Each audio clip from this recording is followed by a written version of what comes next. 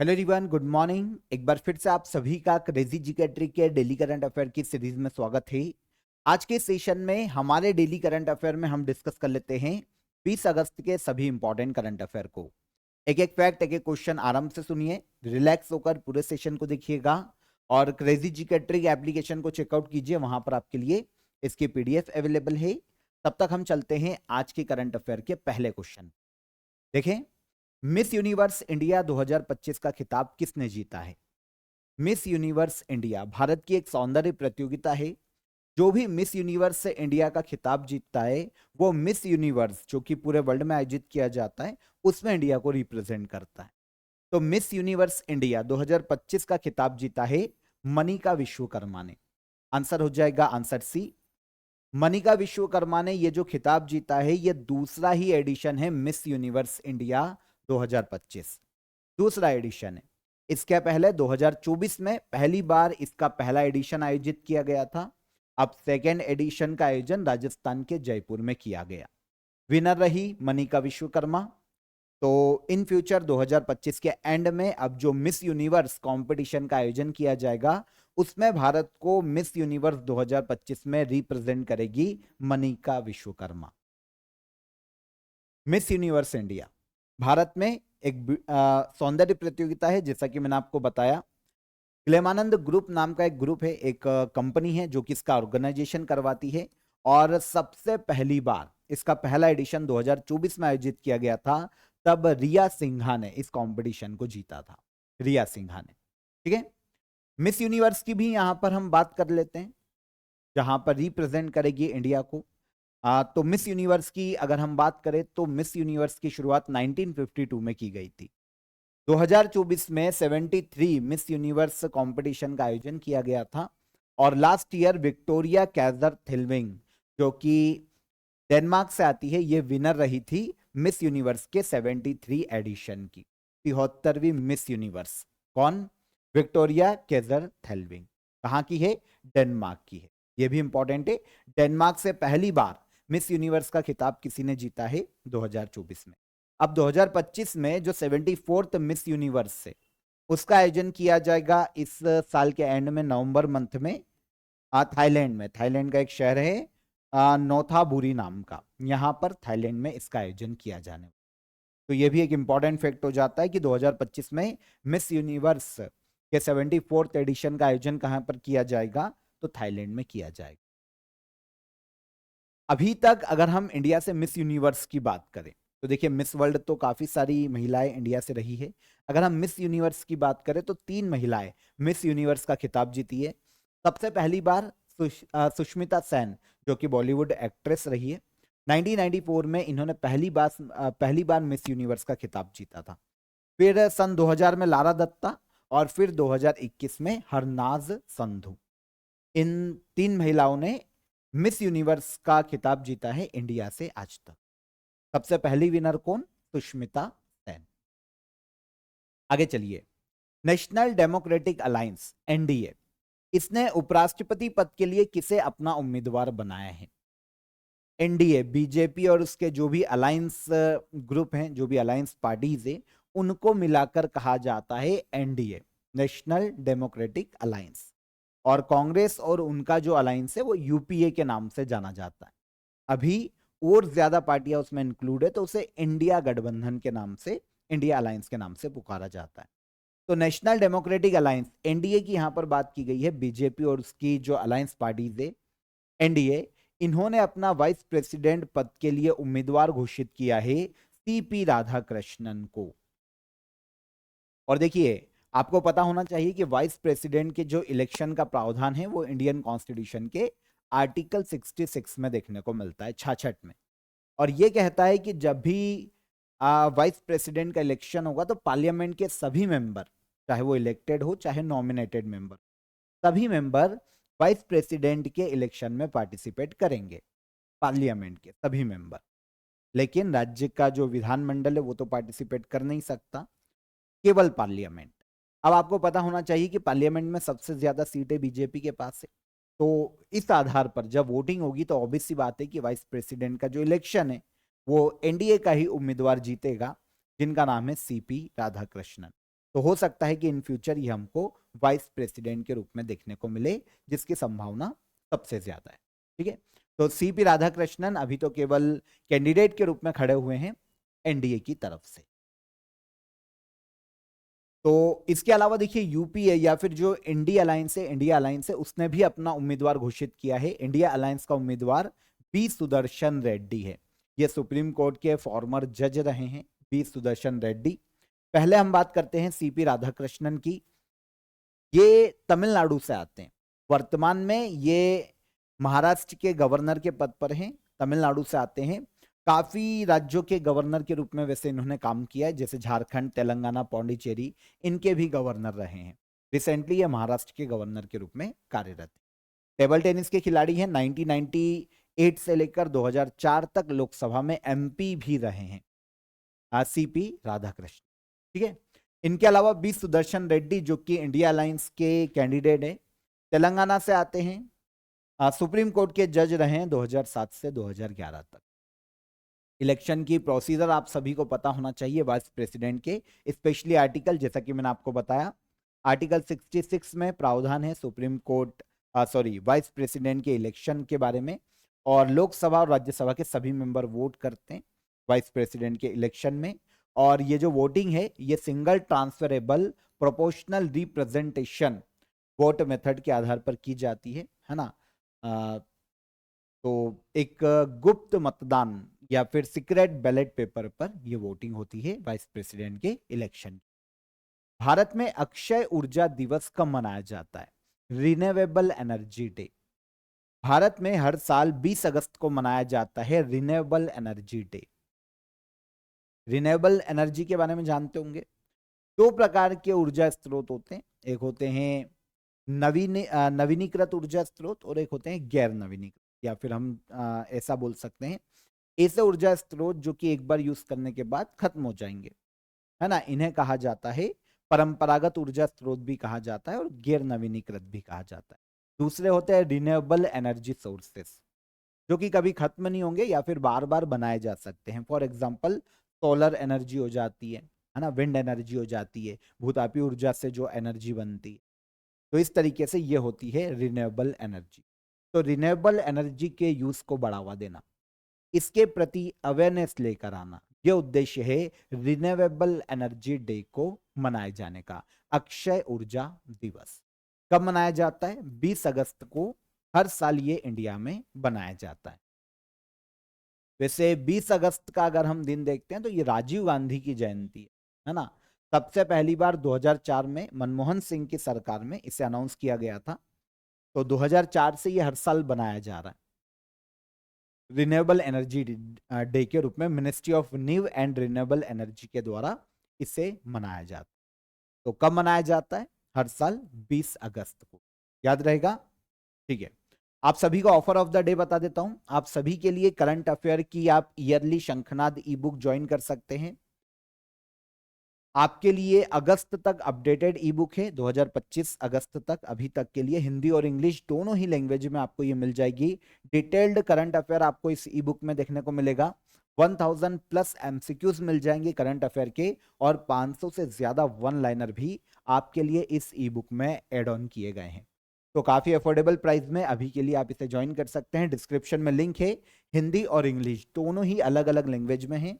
दोनों की लिंक मैं आपको डिस्क्रिप्शन में दे दूंगा, वहां से आप इसे अवेल कर सकते हैं। इसके अलावा अगर आपको हार्ड कॉपी चाहिए, आप बुक मंगवाना चाहते हैं, तो आप बुक भी ऑर्डर कर सकते हैं। अमेजन जैसे प्लेटफॉर्म से, बुक स्पेस जैसे प्लेटफॉर्म से आप इसे ऑर्डर कर सकते हैं बुक को, हार्ड कॉपी को। इसके अलावा डिस्क्रिप्शन में मैं आपको लिंक दे दूंगा एप्लीकेशन पर भी। आपको आप जब क्रेजी जिकेट्री के एप्लीकेशन पर जाएंगे तो आपको ऑर्डर बुक का एक ऑप्शन देखने को मिलेगा, उसमें जाकर आप बुक भी डायरेक्ट ऑर्डर कर सकते हैं। ये आपके पते पर डायरेक्ट डिलीवर कर दी जाएगी। ओके, तो सभी लिंक आपके लिए डिस्क्रिप्शन में है, वहां पर क्लिक कीजिए और अवेल कीजिए। तब तक हम चलते हैं अगले क्वेश्चन। हाल ही में संसद में संसदीय कार्रवाई के लिए कितनी और भाषाओं को जोड़ा गया है? इंडियन पार्लियामेंट में पार्लियामेंट्री प्रोसीडिंग के लिए 3 नई लैंग्वेजेस को जोड़ा गया है। कितनी? 3।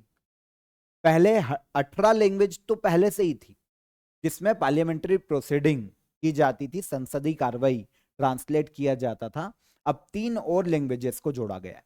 देखिए, इंडियन कॉन्स्टिट्यूशन का आर्टिकल 120 जो है ना, वो पार्लियामेंट्री प्रोसीजर के बारे में बताता है और ये कहता है कि पार्लियामेंट्री जो प्रोसीडिंग है ना, वो हिंदी और इंग्लिश लैंग्वेज में की जाएगी। ये 2 लैंग्वेजेस को ऑफिशियल लैंग्वेज के रूप में मान्यता दी गई है पार्लियामेंट में, हिंदी और इंग्लिश। लेकिन इसके अलावा भी 18 अदर लैंग्वेजेस में जो पार्लियामेंट्री जितनी भी प्रोसेस होती है, जितनी भी प्रोसीडिंग होती है, उनको ट्रांसलेट किया जाता है। क्योंकि देखिए, पार्लियामेंट में काफी सारे मेंबर ऐसे हैं जो अलग अलग रीजन से आते हैं।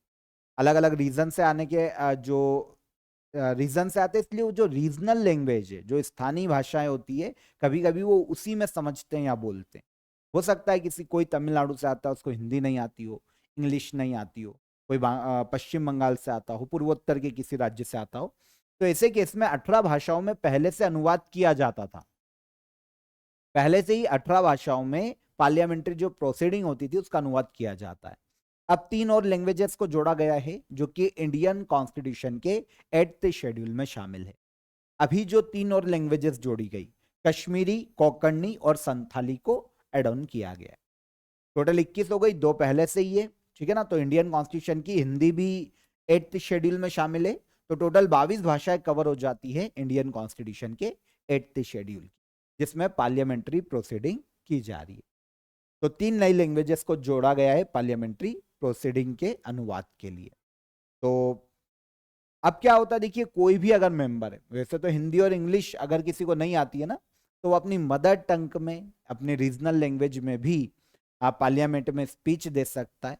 लेकिन यहाँ पर याद रखना पड़ेगा कि लोकसभा स्पीकर और अगर राज्यसभा में है तो राज्यसभा के सभापति की अनुमति लेनी पड़ेगी। तो फिर आप कोई भी रीजनल लैंग्वेज में भी बोल सकते हैं, ट्रांसलेट किया ही जाता है वैसे सभी लैंग्वेज में, तो कोई प्रॉब्लम नहीं है, ठीक है ना। संविधान का आर्टिकल 120, पार्लियामेंट के काम केवल हिंदी और इंग्लिश में किए जाएंगे, इसके बारे में प्रावधान। वैसे 3 और लैंग्वेजेस पार्लियामेंट्री प्रोसीजर के ट्रांसलेशन के लिए जोड़ी गई है। कौन कौन सी लैंग्वेजेस है? कश्मीरी, कोंकणी और संथाली। डन। आगे आइए।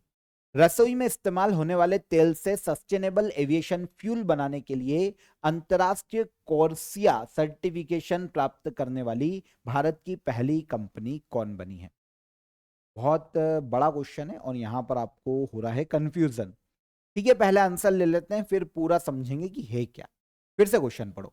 रसोई में इस्तेमाल होने वाला तेल से सस्टेनेबल एविएशन फ्यूल बनाने के लिए एक सर्टिफिकेट है, इंटरनेशनल कोर्सिया सर्टिफिकेशन। यह दिया गया है पहली बार भारत की एक कंपनी को, और यह कंपनी है Indian oil corporation limited. IOC को यह सर्टिफिकेट दिया गया है पहली बार। अब इससे होगा क्या? इससे होगा ये कि आईओसी भारत में रसोई घर में जो ऑयल यूज किया जाता है, जो रेस्टोरेंट में ऑयल यूज किया जाता है, वेस्ट ऑयल जो बचता है, उनका यूज करेगी सस्टेनेबल एविएशन फ्यूल को बनाने में। और आईओसी अब ऑथराइज्ड हो गई है इस फ्यूल को बनाने के लिए। भारत की पहली ऐसी कंपनी जिसे इंटरनेशनल स्टैंडर्ड का ये सर्टिफिकेट दिया गया है। समझना पड़ेगा हमको सर्टिफिकेट को कि आईएससीसी कॉर्सिया सर्टिफिकेशन होता क्या है। देखिए, सिविल एविएशन सेक्टर में एक ऑर्गेनाइजेशन काम करता है इंटरनेशनल लेवल पर, international civil aviation organization, united nation की एजेंसी है और ये सिविल एविएशन के सेक्टर में ही काम करता है। जो उड़ान सेक्टर होता है ना, हवाई यात्राएं, हवाई जहाज, तो इनके संबंध में ही सारे नियम और जो भी रूल्स हैं इनके बारे में ये बातें करती या फिर इसके लिए कार्य करती। तो इंटरनेशनल सिविल एविएशन ऑर्गेनाइजेशन, इसने क्या किया, जलवायु परिवर्तन से, ग्लोबल वार्मिंग से लड़ने के लिए एक प्रोग्राम शुरू किया। इसी का नाम है कोर्सिया प्रोग्राम। अगर हम इसका फुल फॉर्म देखें तो carbon offsetting and reduction scheme for international aviation. जलवायु परिवर्तन से लड़ने के लिए, ग्लोबल वार्मिंग को कम करने के लिए एविएशन सेक्टर में क्या क्या किया जा सकता है, क्या क्या बदलाव किए जा सकते हैं, इंटरनेशनल एविएशन सेक्टर में किन चीजों का यूज किया जा सकता है, इन सभी मुद्दों पर ये बात करती है। ठीक है, अब कोर्सिया जो ये प्रोग्राम है ना, इसके तहत कार्बन उत्सर्जन को कम करने के लिए हर देश को सस्टेनेबल एविएशन फ्यूल इस्तेमाल करना चाहिए, इसने कहा। अब सस्टेनेबल एविएशन फ्यूल को लागू करने के लिए एक सिस्टम बनाया कि भाई इसके लिए सर्टिफिकेट देने के लिए सिस्टम होना चाहिए। तो ये सिस्टम है ISCC, international sustainable and carbon certification. ठीक है, ये सिस्टम हो गया। हालांकि ये जो पूरा सिस्टम है ये सर्टिफिकेट नहीं देता है, सर्टिफिकेट इसके द्वारा जिस ऑर्गेनाइजेशन को मान्यता दी गई है वो ऑर्गेनाइजेशन देती है। ठीक है, तो ये कॉर्सिया सर्टिफिकेट कहलाता है। समझ में आ गया, क्योंकि प्रोग्राम का नाम है कोर्सिया प्रोग्राम। तो इंडिया में इंडियन ऑयल कॉरपोरेशन की पानीपत रिफाइनरी को यह सर्टिफिकेट दिया है। एक इंडिया में इन्हीं की एक संस्था है जो कि ऑथराइज्ड है, उसके द्वारा छोड़ सकते हो आप, इतना इंपॉर्टेंट नहीं है, पर ठीक है, आपको यह पता होना चाहिए कि सर्टिफिकेट क्या है, सर्टिफिकेट किस प्रोग्राम के तहत दिया गया और सर्टिफिकेट का नाम क्या है। तो कोर्सिया सर्टिफिकेट इसका नाम, क्लियर हो जाता है। तो यह सर्टिफिकेशन दिया गया Indian oil corporation. Sustainable aviation fuel क्या है? अब अगर Indian oil corporation sustainable aviation fuel बनाएगी तो ये फ्यूल क्या है? देखिए क्या होता है कि नॉर्मल फ्यूल होता है एरोप्लेन में, जो नॉर्मल फॉसिल्स फ्यूल होता है ना, उसका यूज किया जाता है ना, जो कि एरोप्लेन फ्यूल हम बोल सकते हैं, फॉसिल्स फ्यूल को मिलाकर एरोप्लेन फ्यूल बनाया जाता है। अब अगर इस एरोप्लेन फ्यूल में मिक्स किया जाता है सस्टेनेबल एविएशन फ्यूल को, जो कि कहां से आया है, घर की रसोई से, रेस्टोरेंट से, यहां से जो वेस्ट फ्यूल है ना उसको मिक्स करके बनाया जाता है बायोजेट फ्यूल।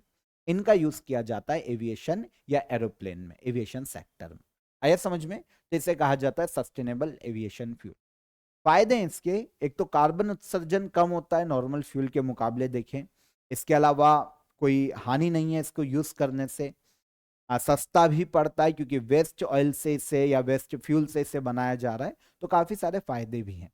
और जो हमारा ग्लोबल वार्मिंग को कंट्रोल करने का जो लक्ष्य है, वैश्विक तापमान को कंट्रोल करने का जो लक्ष्य है, उसमें ये मदद कर सकता है सस्टेनेबल एविएशन। तो आई होप आप समझ पाए होंगे। यहां पर इंटरनेशनल सिविल एविएशन ऑर्गेनाइजेशन की बात की गई है, यूनाइटेड नेशन की एजेंसी है। एविएशन सेक्टर को बढ़ाने और सेफली उसे कंडक्ट करने में यह संस्था काम करती है।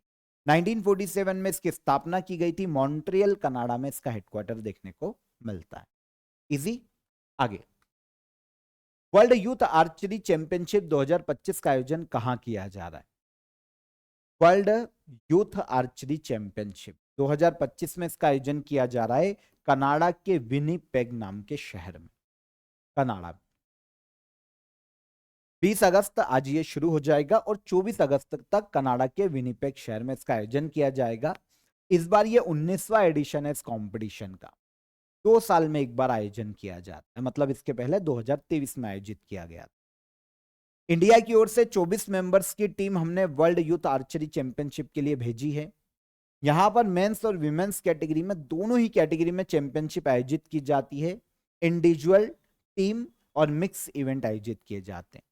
अब वर्ल्ड यूथ आर्चरी चैंपियनशिप क्योंकि केवल युवाओं के लिए, तो कितने साल के जो यूथ आर्चर जो आर्चरी खिलाड़ी हैं वो पार्टिसिपेट करते हैं? तो अंडर 18 और अंडर 21, 21 साल से कम उम्र के और 18 साल से कम उम्र के खिलाड़ियों के लिए यह आर्चरी चैंपियनशिप है। 1991 में इसकी शुरुआत की गई थी, वर्ल्ड आर्चरी इसका आयोजन करवाता। 2023 में ये आयरलैंड के लिमरिक नाम के शहर में आयोजित की गई थी। तब इंडिया मेडल टैली में दूसरे स्थान पर रहा था। पहले पर था साउथ कोरिया 11 मेडल के साथ और इंडिया था दूसरे प्लेस पर 11 मेडल के साथ, लेकिन गोल्ड हमारे पास एक ही था और साउथ कोरिया के पास 4 गोल्ड थे। तो वो पहले स्थान पर था, हम दूसरे। आयोजन आयरलैंड में। अब आयोजन कहाँ किया जा रहा है? कनाडा में। 2025 में 19वां एडिशन। ये जो 2023 में हुआ था ये 18th एडिशन था। वर्ल्ड आर्चरी ऑर्गेनाइजेशन इसका आयोजन करवाती है। वर्ल्ड आर्चरी जो कि पूरे वर्ल्ड में आर्चरी खेलों को गवर्न करती है, 1931 में इसकी स्थापना की गई थी। 159 कंट्रीज मेंबर है वर्ल्ड आर्चरी ऑर्गेनाइजेशन की। हेडक्वार्टर स्विट्जरलैंड के ल्यूसाने में देखने को मिलता है। प्रेसिडेंट नहीं पूछा जाता। उगुर एंडनर इसके प्रेसिडेंट है, जो कि तुर्की देश से आते हैं। इंटरनेशनल कॉन्फ्रेंस जिसका नाम है मिल मेडिकॉन 2025 का आयोजन किसके द्वारा किया जाएगा? मिल मेडिकॉन 2025 एक इंटरनेशनल कॉन्फ्रेंस है। इसका आयोजन इंडियन आर्मी के द्वारा किया जाएगा। देखिए इसको अगर हम डिकोड करें ना तो मिल मेडिकॉन, तो मिल से मिलिट्री, मेडी से मेडिकल और कॉन से कॉन्फ्रेंस, मिलिट्री मेडिकल कॉन्फ्रेंस इसका पूरा नाम। इंडियन आर्मी के द्वारा नई दिल्ली के मानेक शाह सेंटर में इसका आयोजन किया जाने वाला है इस मंथ के एंड में 28-29 अगस्त को। सम्मेलन का उद्देश्य क्या है? मिलिट्री नर्सिंग सर्विसेज के जो 100 साल पूरे हो गए हैं उसको सेलिब्रेट करना, और इसके अलावा मिलिट्री में रहने के कारण जो भी ट्रॉमा होता है हमारे सैनिकों को, काफी सारी प्रॉब्लम हो सकती है फिजिकली मेंटली, जो ट्रॉमा होता है क्योंकि ट्रेनिंग बहुत हार्ड है। उसके अलावा भाई जान पे खेल कर अपने मतलब देश की रक्षा करना, तो फिजिकल और मेंटली स्ट्रेस आता है, ट्रॉमा आता है। तो इसको कैसे एआई के माध्यम से, टेक्नोलॉजीज के माध्यम से इसको कैसे खत्म किया जा सकता है, हमारे जो आर्मी के जवान हैं उनको कैसे हम रिलैक्स करें, इन सभी मुद्दों पर चर्चा करने के लिए भी इसका आयोजन किया जा रहा है। लेकिन स्पेशली इसका उद्देश्य है कि मिलिट्री नर्सिंग सर्विसेज के जो 100 साल पूरे हुए हैं उससे सेलिब्रेट किया जा सके। तो ये मिल मेडिकॉन 2025 कॉन्फ्रेंस से आयोजन किया जाएगा नई दिल्ली में। देखिए मिलिट्री नर्सिंग सर्विसेज का यहां पर नाम आया। इंडिया में आर्म्ड फोर्स मेडिकल सर्विस होती है, तीनों सेनाओं के लिए एक मेडिकल सर्विस होती है, जो हमारी नेवी हो, आर्मी हो, एयरफोर्स हो। तो उसमें से इंडियन आर्मी की जो आर्म्ड फोर्स मेडिकल सर्विसेज का हिस्सा है वो मिलिट्री नर्सिंग सर्विसेज कहलाती है। इसमें विमेंस को रिक्रूट किया जाता है, कमीशन किया जाता है, और ये मिलिट्री में जो भी हमारे जवान हैं उनकी हेल्थ पर ध्यान रखना, उनका इलाज करना, ये सारा काम मिलिट्री नर्सिंग सर्विसेज का होता है। इसकी स्थापना 1 अक्टूबर 1926 में की गई थी। तो अब इसके 100 साल पूरे हो रहे हैं, तो 100 साल पूरे होने के लिए सेलिब्रेट किया जा रहा है मिल मेडिकॉन कॉन्फ्रेंस 2025 इंटरनेशनल कॉन्फ्रेंस। पूरे वर्ल्ड के डॉक्टर्स, जो मिलिट्री के ऑफिशियल्स हैं, वो यहाँ पर आएंगे क्योंकि मेंटली और फिजिकली ट्रॉमा पर भी डिस्कस किया जाएगा। उत्तर प्रदेश का पहला ग्रीन हाइड्रोजन प्लांट कहाँ स्थापित किया गया है? उत्तर प्रदेश का फर्स्ट ग्रीन हाइड्रोजन प्लांट इसे स्थापित किया गया है गोरखपुर, उत्तर प्रदेश में। काफी बार मैं आपको ग्रीन हाइड्रोजन के बारे में बता चुका हूं। ऐसी प्रोसेस जिसमें हाइड्रोजन का निर्माण करने के लिए रिन्यूएबल एनर्जी का यूज किया जाता है, तो इसे क्या कहा जाता है? Green hydrogen. सही है। तो उत्तर प्रदेश का पहला ग्रीन हाइड्रोजन प्लांट है, यूपी के सीएम योगी आदित्यनाथ ने इसका इनॉग्रेशन किया गोरखपुर में। ओके। यहाँ पर अगर हम ग्रीन हाइड्रोजन से रिलेटेड अदर फैक्ट देखते हैं, ये तो ठीक है एक कैजुअल सा फैक्ट है यूपी का, क्योंकि यूपी का पहला है तो हमारे लिए इंपॉर्टेंट हो जाता है। ग्रीन हाइड्रोजन प्लांट यूपी का पहला गोरखपुर में स्थापित किया गया। भारत का पहला make in India green hydrogen plant कुछ दिन पहले हमने पढ़ा था, कांडला पोर्ट गुजरात में स्थापित किया गया। दीनदयाल उपाध्याय पोर्ट के द्वारा इसकी स्थापना की। कांडला पोर्ट को इसी नाम से जाना जाता है। इस प्लांट को मेक इन इंडिया इनिशिएटिव के तहत बनाया गया। इसके अलावा पोर्ट को कांडला पोर्ट में यूज करने के लिए बनाया गया। जो ग्रीन हाइड्रोजन प्लांट है वो कांडला पोर्ट में ही चीजों को चलाने के लिए, जो क्या इलेक्ट्रिसिटी या बनाई जाएगी या फिर जो ग्रीन हाइड्रोजन बनाया जाएगा उसको यूज किया जाएगा, ताकि कांडला पोर्ट में कुछ चीजों को रन किया जा सके, क्योंकि कैपेसिटी बहुत कम है। 1 मेगावाट ही विद्युत उत्पादन क्षमता है। हालांकि इन फ्यूचर बढ़ा के 10 मेगावाट तक करेंगे, लेकिन अभी केवल 1 मेगावाट है। लैंप जला लेंगे छोटे, वहां पर जो व्हीकल्स चलते हैं इलेक्ट्रिक, उनमें यूज कर लिया जाएगा, बस इतना ही। ठीक है। तो ग्रीन हाइड्रोजन क्या होता है ये भी मैंने आपको बता दिया। रिन्यूएबल एनर्जी का यूज किया जाता है हाइड्रोजन को बनाने के लिए। हाइड्रोजन बनाने के लिए कोई भी जो भी एनर्जी यूज की जाती है उससे कार्बन उत्सर्जन नहीं होता। तो जब फिर जो हाइड्रोजन बनता है वो ग्रीन हाइड्रोजन कहलाता है। हाइड्रोजन को पानी मतलब H2O से अलग करके बनाया जाता है। यूपी से संबंधित जो न्यूज है अभी जो रिसेंटली सुर्खियों में रही, उनकी बात करें तो भारत का पहला एआई आधारित सड़क सुरक्षा प्रोजेक्ट भी उत्तर प्रदेश राज्य में ही लाया जाएगा। शशि प्रकाश गोयल ये यूपी के नए चीफ सेक्रेटरी नियुक्त किए गए, मुख्य सचिव, कुछ दिन पहले।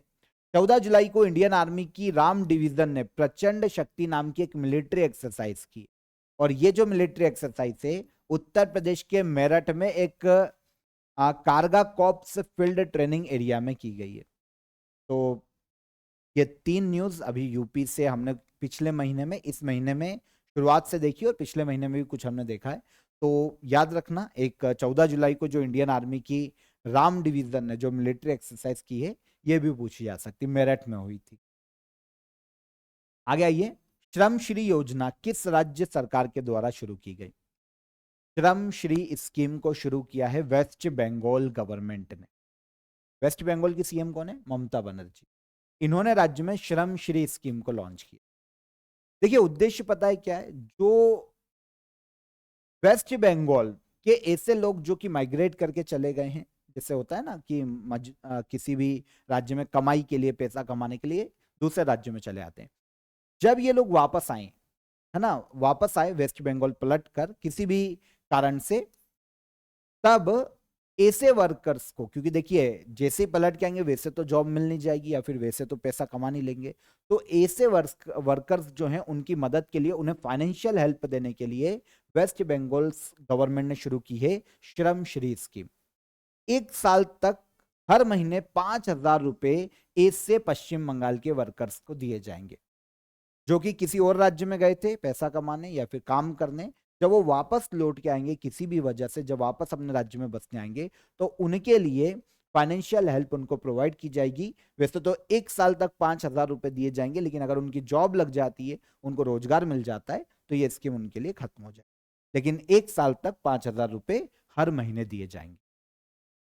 तो राज्य के जो वर्कर्स है उनकी मदद करना, उन्हें वापस लाकर राज्य में बसाना इस स्कीम का मुख्य उद्देश्य है। तो शुरू किया है वेस्ट बंगाल सरकार ने श्रम श्री स्कीम को। वेस्ट बंगाल के बारे में देखिए कैजुअली फैक्ट भूल जाते हैं स्टूडेंट, तो आपको पता होना चाहिए। कैपिटल आपको पता है कोलकाता है। सीवी आनंद बोस यहाँ के गवर्नर के पद पर है। ममता बनर्जी जो कि टीएमसी से है, यहाँ की सीएम है। वेस्ट बंगाल में विधानसभा सीटों की संख्या है 294, लोकसभा सीटों की संख्या है 42, और राज्यसभा की सीट है वेस्ट बंगाल से 16। ठीक है, लास्ट क्वेश्चन, असम राइफल्स ने एडवांस ड्रोन ट्रेनिंग के लिए किसके साथ हाल ही में समझौता किया? एडवांस ड्रोन ट्रेनिंग के लिए असम राइफल्स, इसने समझौता किया है Indian institute of information technology Manipur के साथ। ठीक है, तो आंसर हो जाएगा answer C, IIIT Manipur, Indian institute of information technology Manipur. देखिए होगा क्या एक्चुअल में, देखिए जो सिक्योरिटी ऑफिसर्स होते हैं, जो भी हमारी सेना में है, असम राइफल्स में है, देखिए ड्रोन या टेक्नोलॉजी यूज करने का जरूरी तो नहीं है कि सबको आता हो, सबको ड्रोन उड़ाना आता हो या टेक्नोलॉजीज का यूज करना आता हो। तो ऐसे केस में असम राइफल ने क्या किया है कि IIIT मणिपुर के साथ एक समझौता किया है। एडवांस ड्रोन ट्रेनिंग एग्रीमेंट है ये, एडवांस ड्रोन ट्रेनिंग के लिए एग्रीमेंट है। दोनों मिलकर एडवांस ड्रोन ट्रेनिंग और रिफ्रेशर कोर्स को भी इन्होंने लॉन्च किया है। मतलब एक तो ट्रेनिंग भी देंगे असम राइफल्स के सिक्योरिटी ऑफिसर्स को, और साथ ही साथ इसके लिए कोर्स भी लॉन्च किया है कि ड्रोन्स को कैसे ऑपरेट किया जाता है, कैसे उसका मेंटेनेंस किया जाता है। तो ये दोनों ने मिलकर लॉन्च किया है। असम राइफल्स के ऑफिसर्स को ड्रोन चलाना सिखाया जाएगा, उसको मेंटेन करना सिखाया जाएगा। इसके अलावा जो ड्रोन से रिलेटेड टेक्नोलॉजी है वो भी ये दोनों संस्थाएं मिलकर डेवलप करेगी। तो असम राइफल्स और IIT मणिपुर के साथ ये समझौता हुआ है, दोनों के मध्य में कॉलैब किया गया है, एग्रीमेंट साइन किया गया है।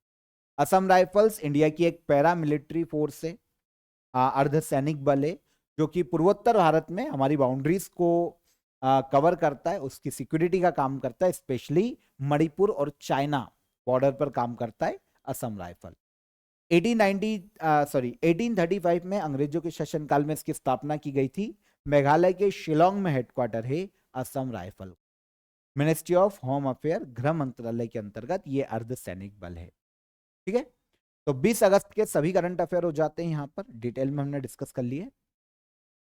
अब लास्ट डे के करंट अफेयर को हम रिवाइज कर लेते हैं।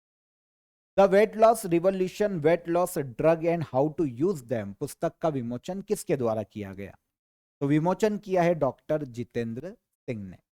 हाल ही में चर्चित स्थायी मध्यस्थता न्यायालय परमानेंट कोर्ट ऑफ आर्बिट्रेशन का हेडक्वार्टर कहाँ है? तो नीदरलैंड के द हेग में देखने को मिलता है। भारत के मुख्य चुनाव आयुक्त को पद से कैसे हटाया जा सकता है? तो सुप्रीम कोर्ट के जज को हटाने की जो तरीका है उससे ही सीईसी को उनके पद से हटाया जा सकता है। पुरुष एशिया हॉकी कप 2025 का ऑफिशियल मैस्कॉट क्या है? तो ये चांद है।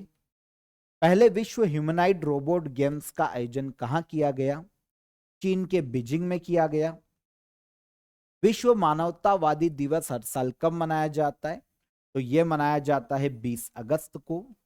ब्रांड फाइनेंस की most valuable football brand list के अनुसार सबसे वैल्यूएबल फुटबॉल क्लब कौन सा है? तो यह है real Madrid. Global outlook council on water investment किसके द्वारा शुरू किया गया है? इसे शुरू किया है साउथ अफ्रीका ने। और हाल ही में 5.8 तीव्रता का भूकंप सुलावेसी आइलैंड पर आया है। यह आइलैंड किस देश का है? तो यह आइलैंड है इंडोनेशिया। भारत ने डीप सी मिशन के अंतर्गत अटलांटिक महासागर में 5002 मीटर की गहराई तक मानव युक्त डाइव का रिकॉर्ड बनाया है। डीप सी मिशन कब लॉन्च किया गया था? तो यह 2021 में लॉन्च किया गया था। ठीक है, ये सारे करंट अफेयर हो गए कल के सेशन के। क्वेश्चन ऑफ द डे का आंसर ले लें। इंडियन कॉन्स्टिट्यूशन का कौन सा आर्टिकल प्रेसिडेंट को सुप्रीम कोर्ट से सलाह लेने की शक्ति देता है? तो यह है आर्टिकल 143। कोशिका का पावर हाउस किसे कहा जाता है? तो ये माइट्रोकॉन्ड्रिया को कहा जाता है। किस विटामिन की कमी से रिकेट्स रोग होता है? तो बॉडी में विटामिन डी की कमी से होता है रिकेट्स रोग। ये तीनों आंसर बिल्कुल सही है सभी के। सुनीता सरकार और सुप्रिया गुप्ता, आपके आंसर भी बिल्कुल सही आए हैं। अब आज के क्वेश्चन ऑफ द डे देखिए क्या है। भारतीय संविधान का कौन सा आर्टिकल भारत के महान न्यायवादी अटॉर्नी जनरल ऑफ इंडिया की बात करता है? पानी में हवा का बुलबुला किस तरह के लेंस की तरह कार्य करता है? और विक्रम संवत किस वर्ष से शुरू हुआ था? तीनों क्वेश्चन इंपॉर्टेंट है, नोट कीजिए, कमेंट में आंसर कीजिएगा। सेशन कैसा लगा ये भी बताइए। सेशन पसंद आया हो तो वीडियो को लाइक और शेयर करके जाइएगा। चैनल पर पहली बार आए हैं तो चैनल को सब्सक्राइब कर लीजिए और चेकआउट कीजिएगा एप्लीकेशन को। लिंक मैंने आपको दे दी है ई बुक की डिस्क्रिप्शन में, वहां से आप इसे अवेल कर सकते हैं। कल फिर मुलाकात करेंगे, तब तक अपना ख्याल रखिए। जय हिंद, जय भारत।